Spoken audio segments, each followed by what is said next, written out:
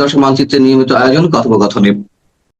গাজায় বেসামরিক নাগরিকদের উপর ক্রমেই বাড়ছে ইসরায়েলি বর্বরতা।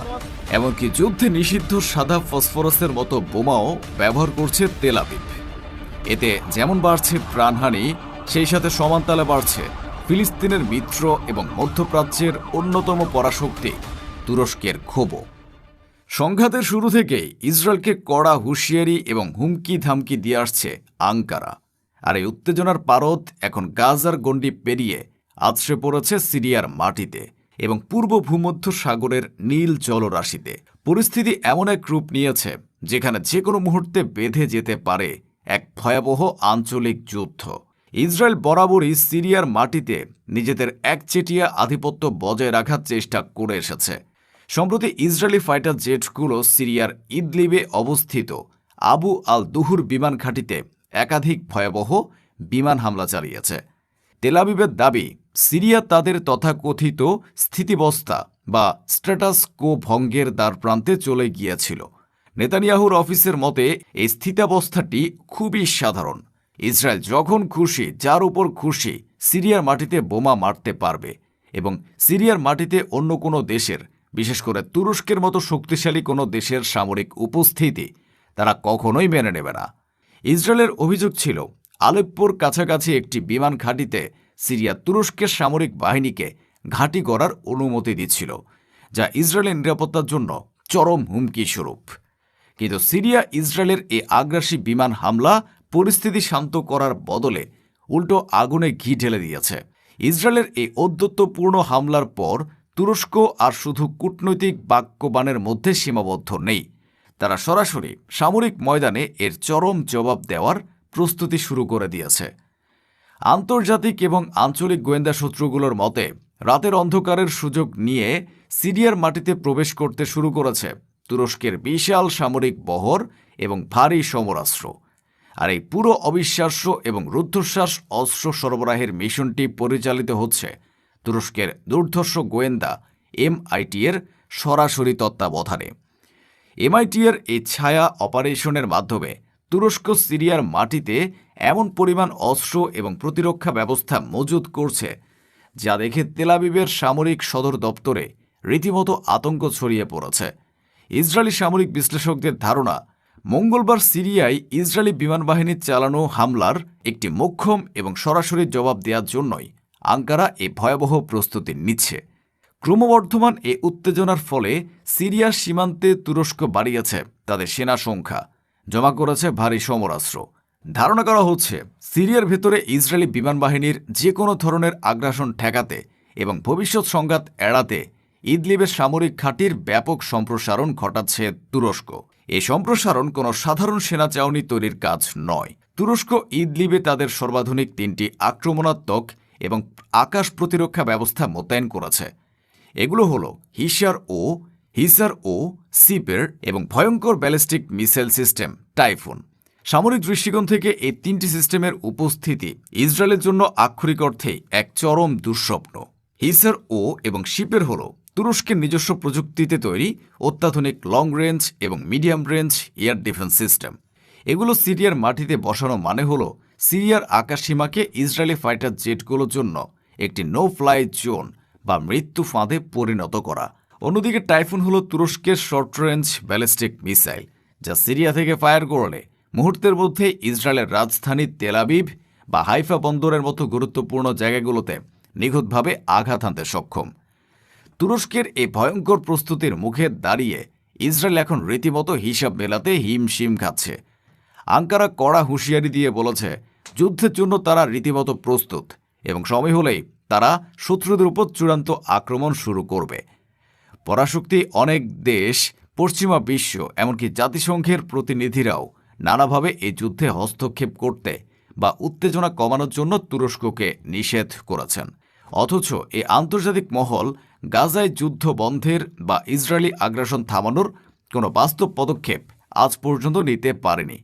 আর এই কারণে তুরস্ক আন্তর্জাতিক মহলের এসব আহ্বানকে তোয়াক্কা না করে স্পষ্ট জানিয়ে দিয়েছে যে তারা নিজেদের পরিকল্পনা আর কৌশলগত লক্ষ্য অনুযায়ী এই যুদ্ধে শক্ত অবস্থান নেবে। শত্রুর প্রতিটি পদক্ষেপ নিবিড়ভাবে অনুসরণ করা হচ্ছে এবং আক্রমণের সঠিক সময় হলে তুরস্ক অবশ্যই সামরিক ব্যবস্থা গ্রহণ করবে। যুদ্ধ যদি সিরিয়া থেকে পুরো অঞ্চলে ছড়িয়ে পড়ে তবে পরিস্থিতি ভয়াবহ রূপ নেওয়ার আশঙ্কা করছে আন্তর্জাতিক মহল। কারণ আধুনিক অস্ত্রশস্ত্রের মালিক তুরস্কের সামরিক সক্ষমতা মধ্যপ্রাচ্যের যে কোনো দেশের চেয়ে বহুগুণ বেশি।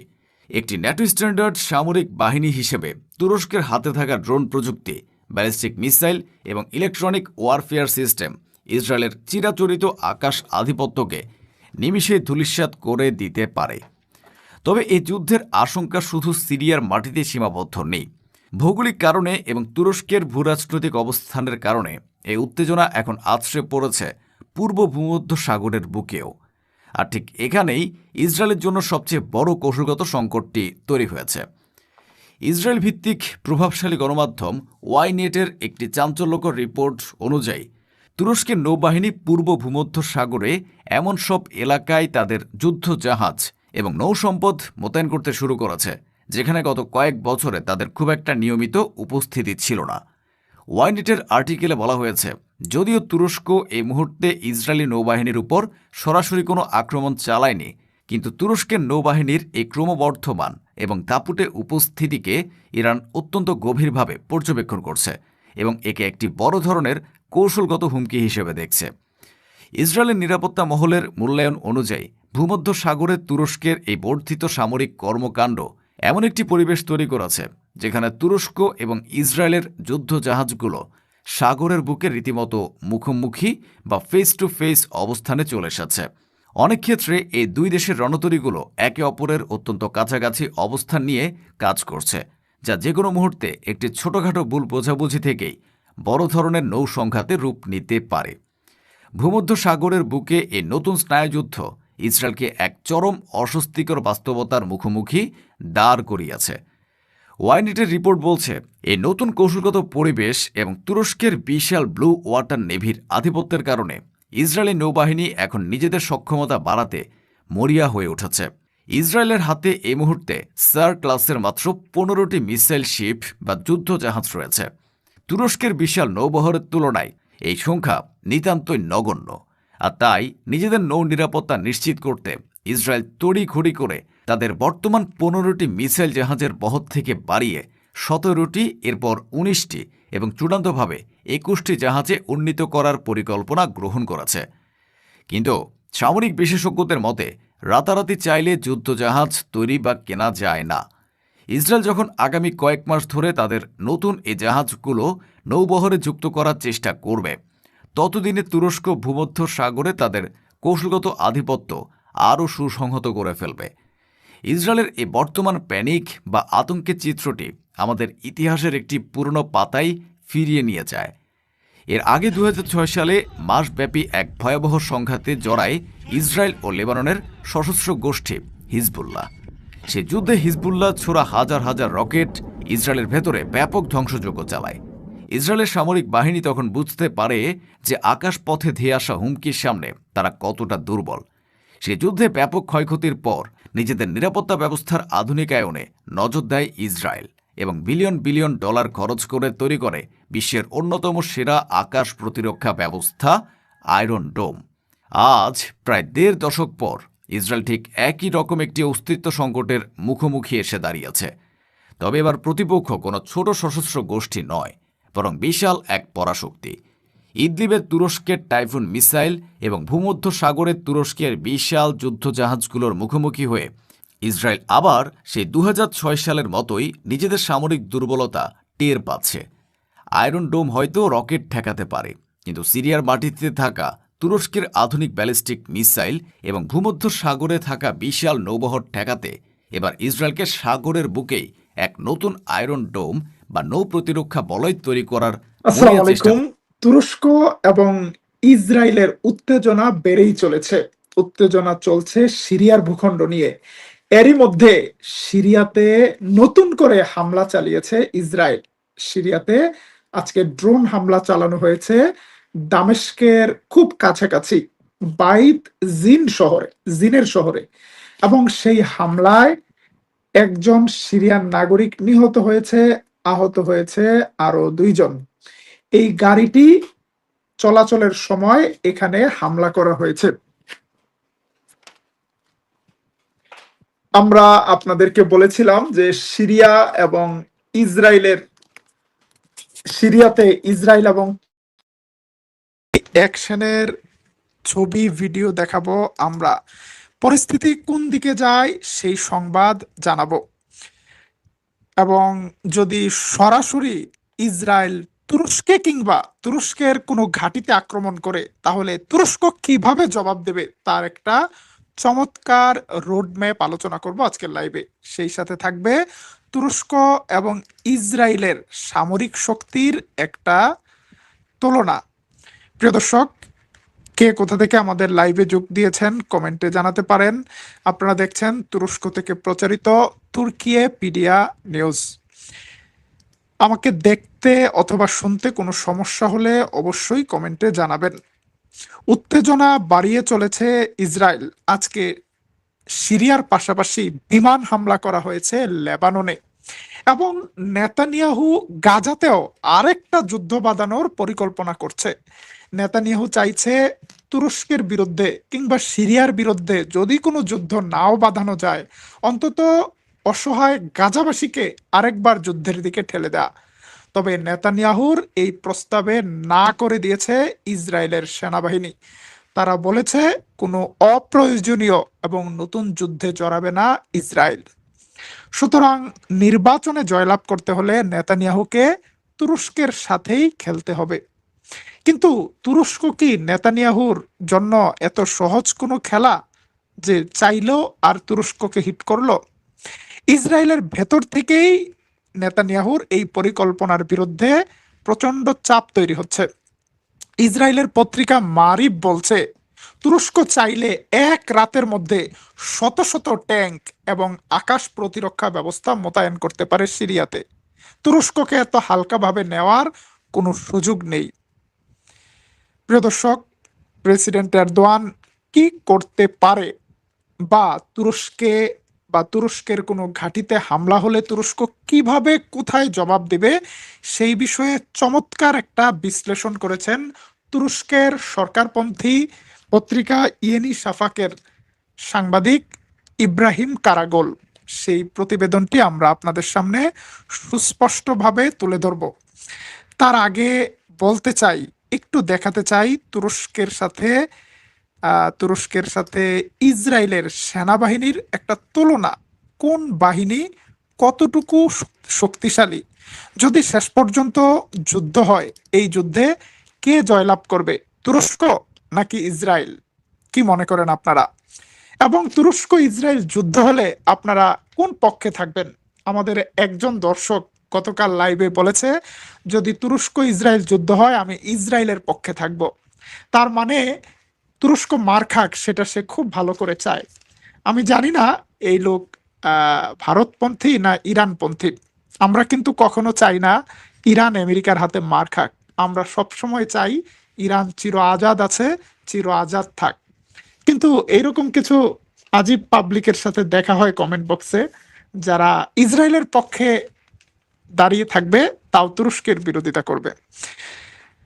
আমরা সংক্ষেপে যুদ্ধের সংবাদে যাওয়ার আগে একটু কম্পারিজন করতে চাই।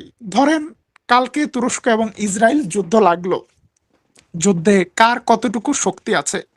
সারা বিশ্বে সামরিক শক্তিতে তুরস্ক টপ 10 মিলিটারির একটি। তুরস্ক বিশ্বের নবম শক্তিশালী সামরিক শক্তি। সেখানে ইসরায়েলের সামরিক শক্তি বিশ্বে 15তম। তুরস্ক থেকে আরো 6 ধাপ পিছনে ইসরায়েল। আমরা যদি সৈন্যের সংখ্যা দেখি, ইসরায়েলের সৈন্য মাত্র 1,65,000, সেখানে তুরস্কর সৈন্য 4,41,000। এটা ইংরেজিটা একটু ভুল দেখাচ্ছে, 4 লক্ষ, 4.5 লক্ষ। তুরস্কের অন্যান্য বাহিনী মিলিয়ে তুরস্কের প্রায় 1 মিলিয়নের মতো সশস্ত্র ব্যক্তি রয়েছে, এবং তুরস্কের সকল যুবকরা মিলিটারি প্রশিক্ষণ প্রাপ্ত। ইসরায়েলেও সেম, ইসরায়েলের যুবকদেরকে বাধ্যতামূলক মিলিটারি প্রশিক্ষণ দেয়া হয়। ইসরায়েলের জনসংখ্যা যদি 1 কোটি হয়, তুরস্কের জনসংখ্যা 8 কোটি। সুতরাং ভলান্টিয়ার বাহিনী হিসেবেও তুরস্কের বাহিনী অনেক বড়। আর তুরস্কের পক্ষে যুদ্ধ করার মতো শক্তি তুরস্কের বাইরে থেকেও অনেকে আসবে যদি প্রয়োজন হয়। আমরা যদি যুদ্ধ বিমান, টোটাল বিমানের সশস্ত্র বাহিনীর বিমানের দিকে তাকাই, তুরস্কের এয়ারক্রাফট আছে 1101টা, যেখানে ইসরায়েলের এয়ারক্রাফট আছে 586টা। তবে ইসরায়েলের হাতে F-35 আছে, যেটা তুরস্কের হাতে নেই। কিন্তু তুরস্কের F-16 ফাইটার জেটও খুব একটা দুর্বল ফাইটার জেট নয়। ইসরায়েলের নিজস্ব তৈরি করা ড্রোন যতটুকু শক্তিশালী, তুরস্কের তৈরি করা ড্রোন তার চেয়ে অনেক বেশি শক্তিশালী। ইসরায়েলি পত্রিকা মারিব বলে দিয়েছে যে তুরস্ক ড্রোন টেকনোলজিতে ইসরায়েলকে পেছনে ফেলে দিয়েছে। তুরস্ক এখন সারা বিশ্বে 1 নাম্বার মিলিটারি ড্রোন পাওয়ার। আমরা যদি ট্যাঙ্কের হিসাব দেখি, ইসরায়েলের আছে 1900টা ট্যাঙ্ক, তুরস্কের আছে 2288টা ট্যাঙ্ক। তুরস্ক নিজে ট্যাঙ্ক তৈরি করে, ইসরায়েলও নিজস্ব ট্যাঙ্ক তৈরি করে। তবে ইসরায়েলের এই ট্যাঙ্কের কতটা আসলে যুদ্ধের জন্য রেডি আছে সেটা একটা বড় প্রশ্ন। কারণ এক গাজায় হামাস শত শত ট্যাঙ্কে খেয়ে দিয়েছে, হিজবুল্লাহ মাত্র কয়েক সপ্তাহে ইসরায়েলের শতাধিক ট্যাঙ্ক খেয়ে দিয়েছে। এবং ইসরায়েলি ট্যাঙ্কের মধ্যে যেগুলো ধ্বংস হয়েছে তো হয়েছে, এছাড়া বিকল, অচল, ল্যাংড়া, লুলা ট্যাঙ্কের সংখ্যা অনেক, যেগুলো যুদ্ধের সময় কাজে দেবে না। আবার ইসরায়েলের অনেক ট্যাঙ্ক আছে যেগুলো অনেক বছরের পুরাতন, এগুলো শুধু সংখ্যায় আছে, যুদ্ধের ময়দানে নেই। যুদ্ধ জাহাজের কথা যদি বলি, ইসরায়েলের যুদ্ধ জাহাজ মাত্র 52টা, তুরস্কের যুদ্ধ জাহাজ 192টা। ইসরায়েলের সামরিক বাজেট $42 বিলিয়ন, এখানে ইংরেজিটা একটু ভুল আছে, $42 বিলিয়ন। তুরস্কের সামরিক বাজেট $30 বিলিয়ন। ইসরায়েলের সামরিক বাজেট বেশি হওয়ার দুইটা কারণ। একটা কারণ, ইসরায়েল আমেরিকা থেকে খয়রাত সংগ্রহ করে, খয়রাত, নিজের টাকা না, আমেরিকার দান সৎকার টাকা। নাম্বার 2, ইসরায়েল যুদ্ধে আছে গত 3 বছর ধরে। একটা সেনাবাহিনী যখন যুদ্ধে থাকে তখন তাকে মিলিটারি বাজেট বাড়াতে হয়, কিন্তু তুরস্ক যুদ্ধ ছাড়াই রেগুলার মিলিটারি বাজেট $30 বিলিয়ন। এবং সর্বশেষ তুরস্ক যে বাজেট ঘোষণা করেছে এটা $45 বিলিয়ন, অর্থাৎ ইসরায়েলের চেয়ে বেশি। সবকিছু মিলিয়ে তুরস্ক নেটোর দ্বিতীয় বৃহত্তম মিলিটারি, অর্থাৎ আমেরিকার পরে নেটোতে সবচেয়ে শক্তিশালী মিলিটারি তুরস্ক। ইউরোপের মধ্যে সবচেয়ে বড় আর্মি তুরস্কের। সুতরাং তুরস্কের সাথে খেলতে আসলে ইসরায়েলের পরিণতি কি হবে? প্রিয় দর্শক, আমরা আপনাদেরকে ইন্টারেস্টিং কিছু গ্রাফ, কিছু চার্ট দেখিয়ে আজকে লাইভে একটা গুরুত্বপূর্ণ তথ্য জানাবো। ইসরায়েল সিরিয়া নিয়ে যত কথাই বলুক, তাদের একটা পরিকল্পনা হলো তারা মূলত গ্রিসের মাধ্যমে সাইপ্রাসে থাকা তুর্কি সেনাদের উপর আক্রমণ করার একটা চিন্তা করছে। কারণ সিরিয়াতে আক্রমণ করলে তাদের জন্য বিপদ। কেন, কিভাবে আক্রমণ করতে চাইছে? ইসরায়েলি বুদ্ধিজীবীরা বলছে নেটোর সদস্য হওয়ার পরেও ইরানের হামলায় আমেরিকার এত ক্ষয়ক্ষতি হওয়ার পরে কোনো নেটো দেশ এগিয়ে আসেনি। কারণ হামলাটা আমেরিকার মূল ভূখণ্ডে হয়নি, হামলাটা হয়েছে আমেরিকার ঘাঁটিতে, যেই মিলিটারি বেসগুলো আমেরিকার টেরিটরি না। সুতরাং এই হিসাবে সাইপ্রাসে যদি তুর্কিশ মিলিটারি বেজে হামলা করা হয়, Cyprus is not part of Turkey, সুতরাং এখানে ইসরায়েল হামলা করতে পারে। তো যদি সাইপ্রাসে হামলা করে তাহলে কি হবে? তুরস্ক কি করবে? সাইপ্রাসে হামলা করতে হলে সাইপ্রাসের মূল ভূখণ্ড থেকে, অর্থাৎ সাইপ্রাস 2 ভাগে বিভক্ত, অর্ধেকটা তুর্কি সাইপ্রাস, অর্ধেকটা গ্রিক সাইপ্রাস। গ্রিক সাইপ্রাস থেকে হামলা করতে হবে, তার মানে যুদ্ধে গ্রিক সাইপ্রাস জড়িয়ে যাবে। আবার গ্রিক সাইপ্রাস গ্রিস সরকারের একটা ঘনিষ্ঠ এলাকা, সুতরাং এই যুদ্ধে গ্রিস জড়িয়ে যাবে। গ্রিস যদি তুরস্কের সাথে যুদ্ধে জড়ায়, সেটা তুরস্ককে এমন কিছু সুযোগ এনে দেবে যেই সুযোগের অপেক্ষা করছে তুরস্ক গত 100 বছর ধরে। কারণ গ্রিসের সাথে তুরস্কের অনেক ঐতিহাসিক হিসাব নিকাশ বাকি আছে।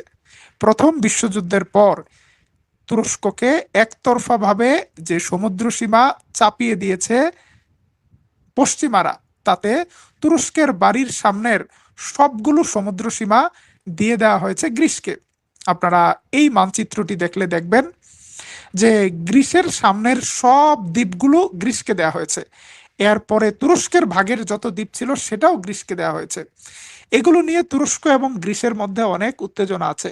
তুরস্ক বলছে এই দ্বীপ আমাদের হবে, এখানের তেল গ্যাস সম্পদ আমাদের হবে। গ্রিস বলছে যে না, এটা আমাদের।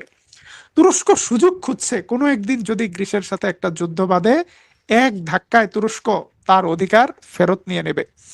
এটার পূর্ণ প্রস্তুতি তুরস্কের আছে। আবার সাইপ্রাসে, যদি সাইপ্রাস থেকে তুরস্কে হামলা হয়, 1974 সালে সাইপ্রাসের অর্ধেকটা তুর্কিরা জয় করেছিল, পুরোটাই জয় করেছিল। অর্ধেকটাতে দখল প্রতিষ্ঠা করেছে, বাকি অর্ধেকটা গ্রিকদেরকে দিয়ে দিয়েছে। কিন্তু এই অসমাপ্ত যুদ্ধটা এবার তুরস্ক সমাপ্ত করবে, এক ধাক্কায় বাকি সাইপ্রাস দখল করে নিতে পারে। এখন ইরান যুদ্ধে আমেরিকা এতটা ব্যস্ত, ইউক্রেন যুদ্ধে আমেরিকা এতটা ব্যস্ত, আমেরিকা কিংবা কোনো পশ্চিমা দেশের পক্ষে এই ক্যাপাসিটি হবে না যে তুরস্কের বিরুদ্ধে এসে গ্রিসকে সরাসরি মিলিটারি দিয়ে সাহায্য করা, সাইপ্রাসকে মিলিটারি দিয়ে সাহায্য করা। সবচেয়ে বড় প্রশ্ন, ইসরায়েল নিজে কি সেদিন গ্রিক আর সাইপ্রাসের পাশে দাঁড়াবে? মোটেও না। ইসরায়েল এমন একটা দেশ, নিজের প্রয়োজনে আমেরিকাকে ব্যবহার করেছে। আমেরিকান সেনারা আরবের মরুভূমিতে জান দিচ্ছে, ইসরায়েল তার একজন সৈন্য পাঠায়নি আমেরিকান সৈন্যদের সাপোর্টে। ডোনাল্ড ট্রাম্প বলেছিল যে আমরা ইরানের বিরুদ্ধে একটা মিলিটারি অপারেশনের জন্য, একটা স্থল অভিযানের জন্য একটা বাহিনী, স্পেশাল ফোর্স তৈরি করব। ইসরায়েল বলেছে no, I can not send any more troops, our soldiers are very much tired after battle of Gaza. গাজার যুদ্ধ করে তারা অনেক ক্লান্ত, তারা যাবে না। আরে মুসা আলাহিসাল্লামের সাথে এরা যায়নি যুদ্ধ করতে, এরা আমেরিকার সৈন্যদের রক্ষা করতে যাবে আর গ্রিকদেরকে রক্ষা করতে যাবে? গ্রিককে অনেক দিন ধরে উস্কানি দিচ্ছে নেতানিয়াহু এবং চাইছে তারা তুরস্কের বিরুদ্ধে গ্রিসকে ব্যবহার করতে। কিন্তু একবার যদি গ্রিস বিপদে পড়ে যায়, সেদিন ইসরায়েলিরা সত্যিকার অর্থে গ্রিসের পাশে থাকবে কিনা সেটা নিয়ে সন্দেহ রয়েছে খোদ গ্রিসের মধ্যেও। যদিও তুরস্কের খুব কাছে থাকা দ্বীপগুলোতে সৈন্য, অস্ত্র, সামরিক সরঞ্জাম ব্যবহার করছে, মোতায়েন করছে ইসরায়েল। এখানে খুব ইন্টারেস্টিং একটা মানচিত্র দেখাতে চাই।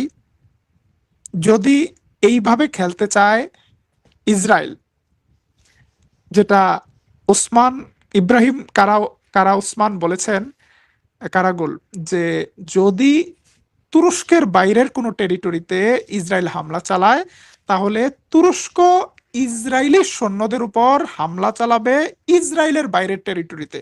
এখানে তিনটা টেরিটরি ইম্পর্টেন্ট। তুরস্ক সরাসরি হামলা চালাতে পারে গাজায়, গোলান মালভূমিতে, দক্ষিণ লেবাননে। এই তিন জায়গার কোনো জায়গায় ইসরায়েলের নয়, আন্তর্জাতিকভাবে এগুলো অন্য দেশ। গোলান মালভূমি সিরিয়ার, দক্ষিণ লেবানন লেবাননের এবং গাজা ফিলিস্তিনের। এবং এই জায়গায় যদি তুরস্ক পাল্টা হামলা চালায় ইসরায়েলের উপর, আমেরিকার তখন বলার কিছু থাকবে না যে এটা ইসরায়েলি ভূখণ্ড। অনেক বেশি শক জেগেছে নেতানিয়াহুর সাহস থাকলে তুরস্কের সেনাদের উপর একবার আক্রমণ করে দেখুক। তুরস্ক সত্যিকার বাঘ না কাগুজে বাঘ, সেটা তখন বোঝা যাবে। এর মধ্যে বাংলাদেশে একটা গুজব প্রচার হয়েছে যে সিরিয়াতে তুরস্কের ঘাঁটিতে আক্রমণ করেছে ইসরায়েল। এটা সম্পূর্ণরূপে একটা মিথ্যা গুজব। সিরিয়াতে কোনো তুরস্কের ঘাঁটিতে ইসরায়েল আক্রমণ করেনি, এত বড় সাহস নেতানিয়াহুর এখনো হয়নি। ইন্টারেস্টিং একটা ব্যাপার, নেতানিয়াহু বলছে আমরা রোমান সাম্রাজ্য, পারস্য সাম্রাজ্য, বহু সাম্রাজ্য থেকে বেঁচে ফিরেছি, আমরা তুরস্ককে ভয় পাই না। এরদোয়ান শুধু এতটুকু জবাব দিয়েছে, কিসের সাম্রাজ্য? তোমার দেশ ইসরায়েলের বয়স আমার ছোট ভাইয়ের চেয়ে কম। আমার যে ছোট ভাই, তার যে বয়স তার চেয়ে কম ইসরায়েলের বয়স। কিসের সাম্রাজ্যের গল্প শোনাও আমাদেরকে? তুর্কিরা বহু সাম্রাজ্য গড়েছে, বহু সাম্রাজ্য ধ্বংস করেছে। সেলজুকরা কিংবা ওসমানীরা সেই মধ্য এশিয়া থেকে মধ্য ইউরোপ পর্যন্ত অসংখ্য রাজার মুকুট দিয়ে খেলা করেছে। সুতরাং ইসরায়েলিদের এইসব বাগাড়ম্বের কোনো জায়গা নেই। প্রিয় দর্শক, এখন পর্যন্ত ইসরায়েলি চ্যানেলগুলো যেই মনস্তাত্ত্বিক যুদ্ধ চালাচ্ছে তুর্কিদের বিরুদ্ধে,